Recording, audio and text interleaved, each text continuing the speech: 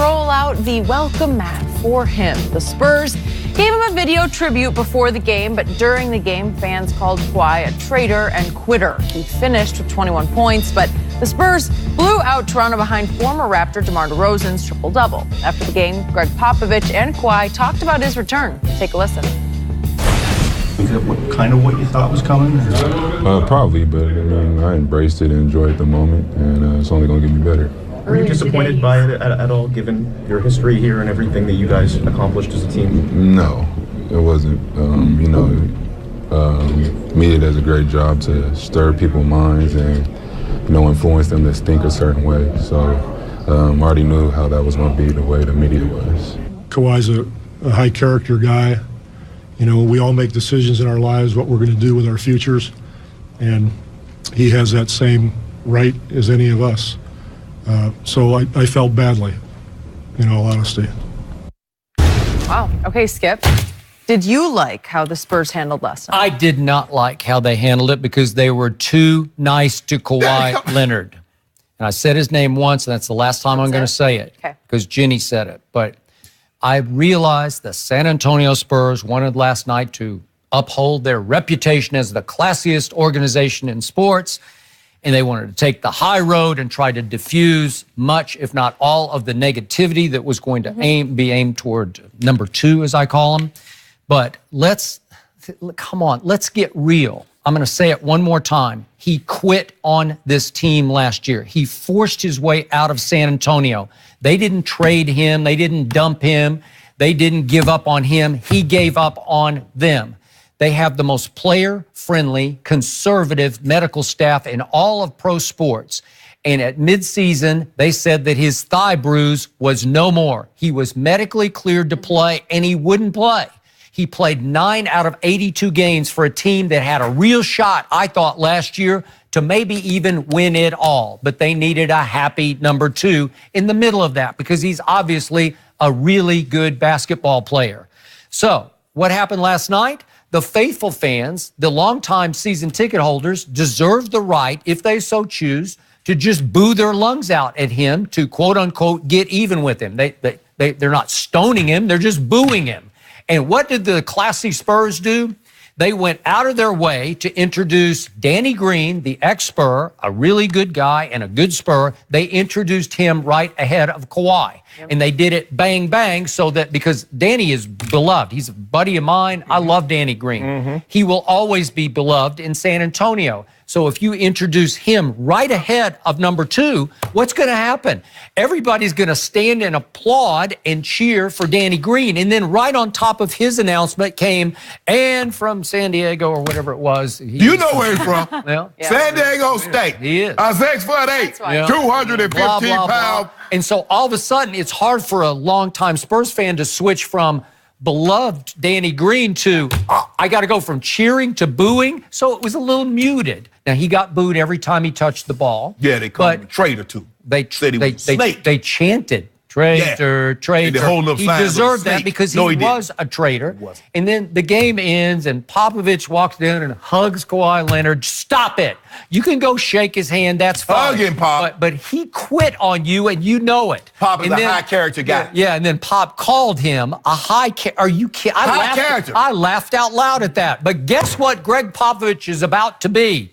He's about to be the Olympic basketball coach. He's got to be an ambassador to the NBA. He's got to make sure that number two is going to play for the Olympic team under him so that he can go out with the gold medal because that's a dicey situation. So you got to make sure all the players still believe in you as a player's coach. You're going to celebrate number two when he returns to San Antonio. Baloney. It was a bunch of baloney. No, it wasn't, Skip. You know it, and I know it. And by the way, I did tell you what was going to happen last night. Number two was in the wrong place at the wrong time. You were wise not to bet a case of do on that game.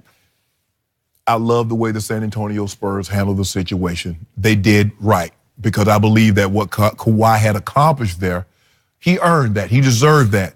You win you win a championship. You're the Finals MVP. You're two-time Defensive Player of the Year. You're two-time All-NBA. I think that deserves a video tribute.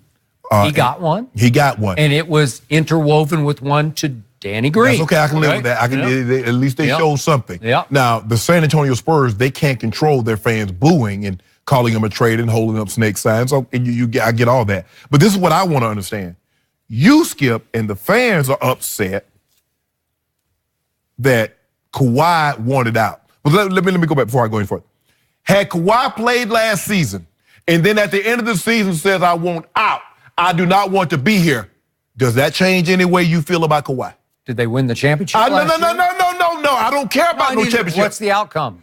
The outcome is that he plays the entire season and he wants out. See, it's not that he didn't play that's upsetting you. It's the fact that he wanted to leave your team. That's what's upsetting you.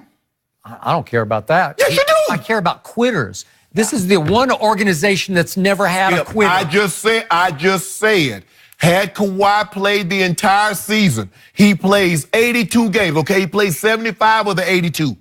And at the end of the season, he says, I want out.